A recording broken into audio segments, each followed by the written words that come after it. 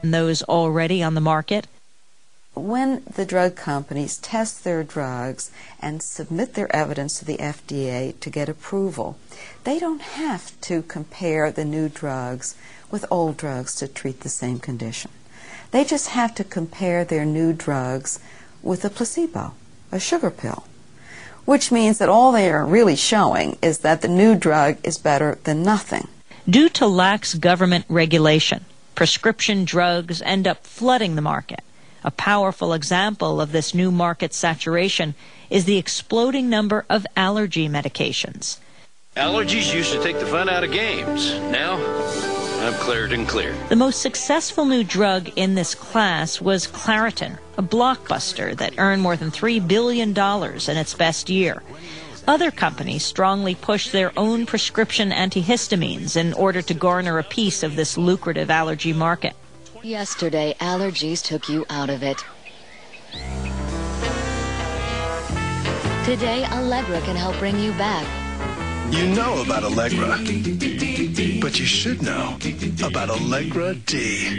It just may be music to your ears. I looked at the last 7 years, 1998 through 2004, and during those years, only 14% of newly approved drugs were actual new chemical compounds classified as being likely to be better than drugs already sold.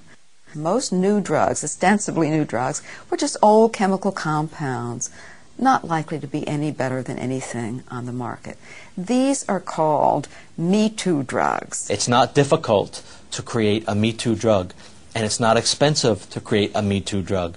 It's expensive to make novel compounds, because for every one drug, there are 2,000 drugs that fail. But for every one drug that's a Me Too, you're batting 1,000 when you make a Me Too drug. What the drug companies are doing now is concentrating on lifestyle drugs that can be marketed to vast numbers of people, and the market can be easily expanded.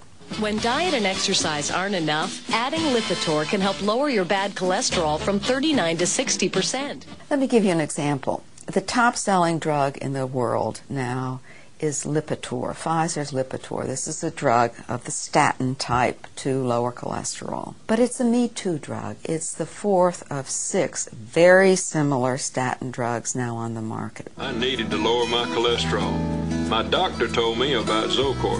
Vytorin treats the 2 sources of cholesterol.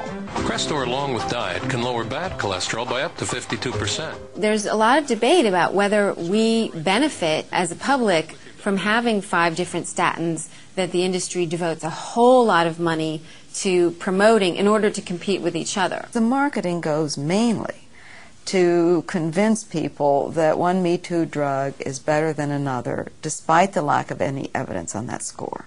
Once one company starts to advertise its product and creates what's called brand awareness of its product, it's got the Campbell's soup or the Nike.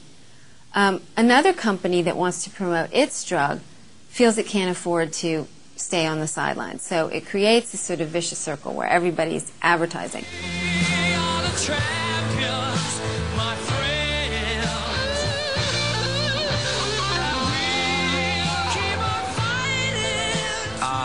The feeling of asking your doctor about Viagra. For example, the Viagras of the world. In 1994, $265 million a year went to consumer advertising. In 2004, in the first 5 months of 2004, the same amount of money went to advertise only erectile dysfunction drugs. If a relaxing moment turns into the right moment, will you be ready? You can be with Cialis. More and more men are making the move to Levitra. Maybe it's time you discovered what all the excitement's about. When we pay the higher and higher prices for drugs, that's the cost that we in the United States are paying for. This marketing is the real name of the game. They've become vast marketing machines now. And if you could stop the Me Too market, you would stop the promotional activities to a large extent. Nexium. Nexium. Nexium. Nexium. Nexium. People are asking their doctors about it. And if you call 1-800-4-NEXIUM, you'll learn about a free trial offer. Today's purple pill is Nexium. Nexium, the new purple pill, is probably the prime example of how the pharmaceutical industry can sell anything. They can take an old drug and they can sell it as a new drug.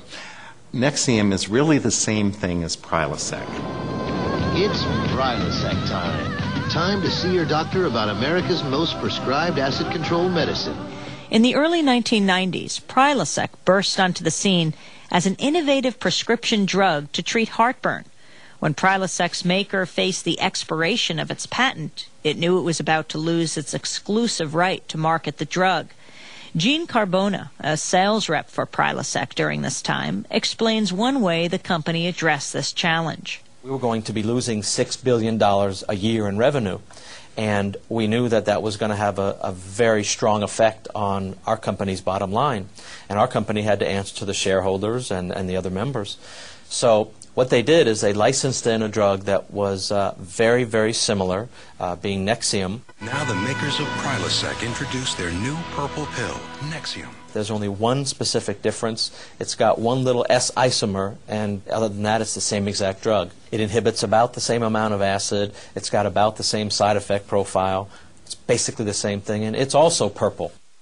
In the final 2 years of promotion, we were trained on how to cannibalize our existing market share over to Nexium, even while we still had responsibility for Prilosec. Across America, doctors who specialize in acid reflux disease have switched more patients to the purple pill, Nexium, than to any other prescription of its kind. By 2004, the popular purple pill was available in 3 almost identical versions, but priced at vastly different amounts, ranging from $24 a month for over-the-counter Prilosec to $171 for the new prescription drug Nexium. No amount of hard, cold facts about this drug could hold back its progress in the American marketplace. And it's a good example of how broken and corrupt our marketplace really is, because it simply started advertising to the consumer, pushing this new drug to doctors, dropping samples. It became the most advertised drug product in the United States, and it's hugely successful. And the fact that there's both an over-the-counter version of Prilosec and a generic version available makes no difference, because our system has no way of shedding any light on this for the basic consumer. It's a classic campaign, very successful, and there are other manufacturers that are out there that know that their products are going off shelf life and promoting not generics, but they're promoting their new branded product, which is almost the same. It's remarkable what this industry is able to do and how they're able to create images of drugs as either being new or more effective or safer than older drugs, when all of the underlying information points totally in the opposite direction.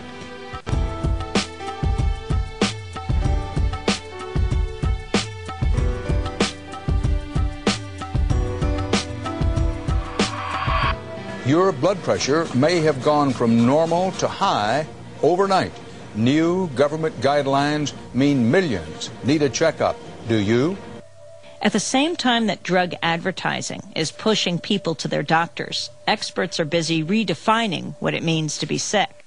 All you have to do is change the definition of high blood pressure, and you can increase that market by tens of millions of people, or change the definition of high cholesterol.